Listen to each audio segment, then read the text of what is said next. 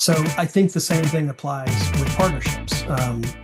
You have all the best intentions up front, and maybe you're in alignment initially.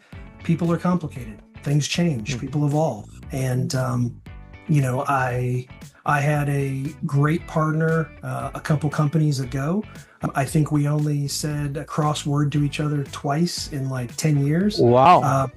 But at the end, it completely fell apart. Welcome to Unstoppable Podcast with Harry Sardinas, inspiring conversations with influential millionaires, investors, thought leaders, entrepreneurs who are making a massive difference with their innovative products and services, and sharing the challenges and wisdom of how they sold their first million. Tell us a little bit more about what niche you serve in and why you choose this niche. So I kind of fell into it a little bit. By that, I mean, my mother was an entrepreneur. She was actually a chocolatier, of all things. Wow. Yeah, and made it at our house. Probably violated every health code imaginable. Very early age, I learned how to manufacture, assembly line. I learned how to sell. I learned how to package. Wow. I learned customer service, all these types of things. Very impressive. Probably starting at about age 7 or so.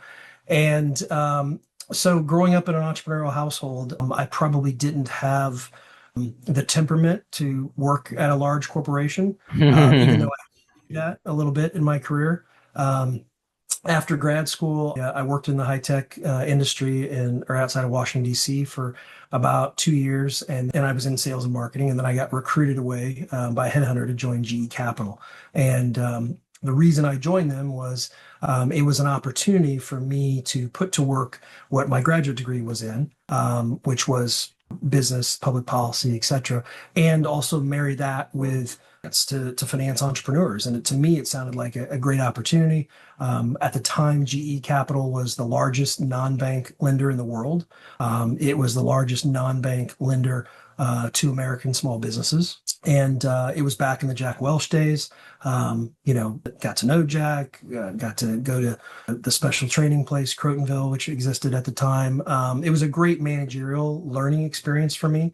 I was there for a while, and then got recruited away by the second largest non-bank lender at the time, who then GE promptly bought. And my sort of tongue-in-cheek comment was always they could have just done away with my compensation cap and just paid me a little bit more, and they didn't have to spend billions of dollars to buy Heller to get me back. But wow, that's amazing. Yeah, from there, I was a management consultant for a few years, and then I launched out on my own and basically decided in the aftermath of 9/11 that I wanted to control my destiny, wanted to be my own boss, did not want to necessarily work in corporate America, and really wanted to get more in the trenches with the audience that I like to finance, which is fellow entrepreneurs. And so I launched my first company, which was called Mercantile Capital Corporation, in fall of 2002.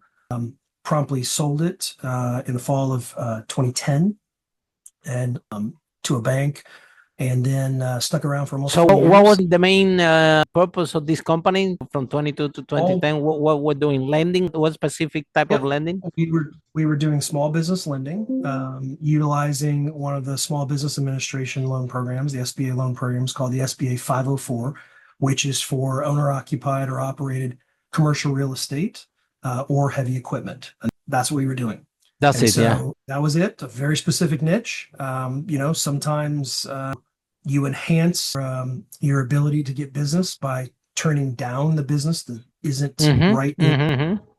So we did that a lot. When I sold it to the bank, I stuck around for almost 4 years. And then at the end of that period, I tried to buy it back. You tried to buy it back? Wow. And unfortunately, the bank was selling themselves to another larger bank, and they didn't want to splinter off a piece. And so I left, and I started over 6 months later with my last company, which was called Fountainhead, which was another small business lending company, nationwide. Both of these were nationwide lending companies. And this time I decided to add another SBA loan product, which is called the 7A, which is the marquee loan product of the SBA. And that one, we finance not just owner-occupied operated commercial real estate or equipment. We also do business acquisitions. We finance working capital. We finance partner buyouts, Wow. business debt refinancing, debt consolidation, all sorts of different things for other businesses. And that one went, by the way, Mercantile made it on the Inc. 500 list of America's fastest growing companies 3 years in a row. Wow. Fountainhead was on 4 years in a row. Fountainhead near the, right before the pandemic, at the beginning of the pandemic, we pivoted the business away from making SBA 7A and 504 loans to making Paycheck Protection Program loans, PPP loans. We became the sixth most active PPP lender in the country. We made Chris, can you expand in this PPP what actually means? It was called the Paycheck Protection Program. This was the United States attempt to try to prop up small businesses during the pandemic, because in the States, small businesses make up about 47% of the economy, frankly. Wow. They represent 90-some% of all new job creations in America. So it's a very vital component of the U.S. economy. Mm-hmm. And so this was a program when, things were shut down. You couldn't leave your house in a lot of places. Businesses, they weren't conducting business. There wasn't demand for their products or services during that period of time.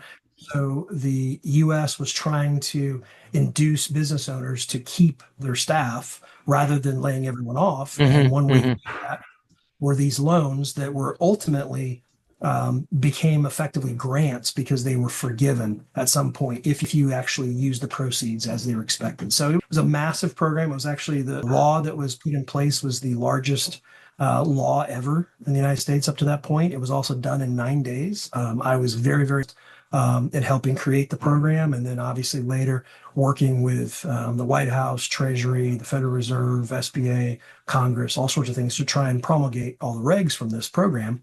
But we ended up making about 300,000 of these loans in about a 6-month period of time.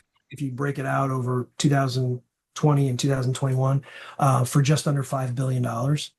And so there was a lot going on there. And then ultimately, as we came out of the pandemic, we pivoted back to our core business. Things were still growing tremendously. But I had two partners who decided to take their proceeds, so to speak, of what we had done during the pandemic, and they didn't want to continue to support the business. And so when we had a capital call, I got outvoted. And so we had no option other than to wind down the business, which is it's a cautionary tale about when you take on partners. You got to make sure that your partners are simpatico with you, that they align with your philosophies and how you want to operate the business. So I left, and a good friend of mine called me up and said, that's terrible what happened, but you guys are one of the best in the business, if not the best. Do you think you could bring your team over here? And by the way, I'd like you to lead our group. And that's Community Bankshares. And we moved about 95% of my team over. I became the president and CEO of the bank holding company, which is the organization that owns the three divisions that you mentioned, which is Community Bank and Trust, which is a nationwide small business lender. We're a preferred lending partner of the SBA. We also have Phoenix Lender Services, which is my that is, or a lender service provider for other lenders, meaning we do origination, underwriting, closing, secondary market sales, servicing for other lenders. We're basically their back office. They pay us to do that. And then we have a third division, which is Thomas Financial Group, that is the largest USDA business loan packager in the country. And so you put all that together, it's a big powerhouse in our space. Again, we stay in our niche. I follow that I said earlier.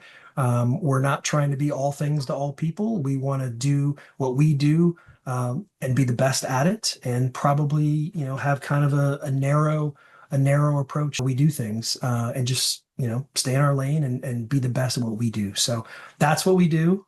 That's a really quick summary of how we got here. Tell us your view in partnerships, the good, the bad, and the ugly.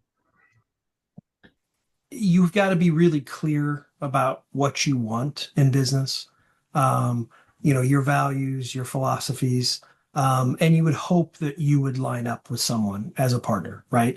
But it's kind of like when you hire someone, right? You look at a resume, maybe you look at a cover letter, and you say, great, let's interview that person for this position.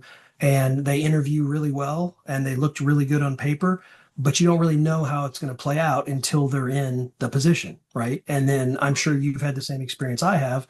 Now, a week later, a month later, you go, this is not the same person that I interviewed. This is not the same person.